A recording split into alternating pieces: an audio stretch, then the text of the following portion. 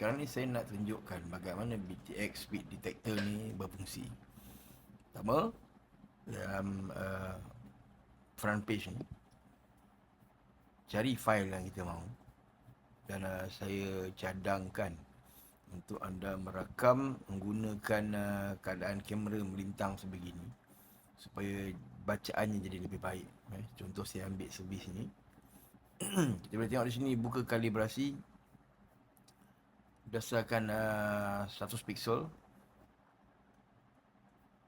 Ni X1, Y1, X2, Y2. Ni ada titik di mana pengukuran ni dibuat lah. Contohnya jarak gelanggang ni dah berdasarkan 6.1 meter.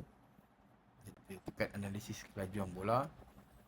Jadi dapatannya. So servis yang kita nampak ni, okay, kalau kita lihat ni ada pergerakan-pergerakan yang banyak.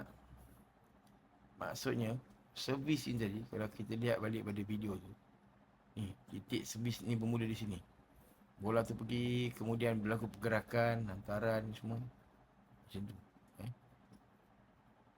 Ini bacaan dia lah. So kadar pengesanan bola dia adalah maksudnya 95.4, agak tinggi. Kita buat turun video anotasi ni.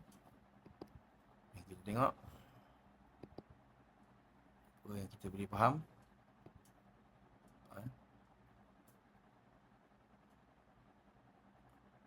Itu dirakam pada sepakan yang pertama.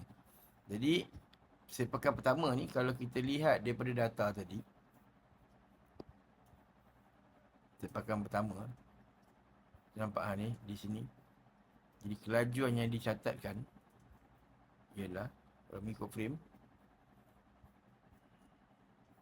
Kelajuan maksimum tadi pergi bola tu adalah pada kadar 66.7 km sejam. Kelajuan puncak ni maksudnya dia pergi masa tendangan tu dia mencecah sini. Tapi ini pada kadar 95 ni kadar pengesanan ni kan. Pengesanan 95% ni maksudnya bacaan AI ini adalah bola tu pada kadar 66.7.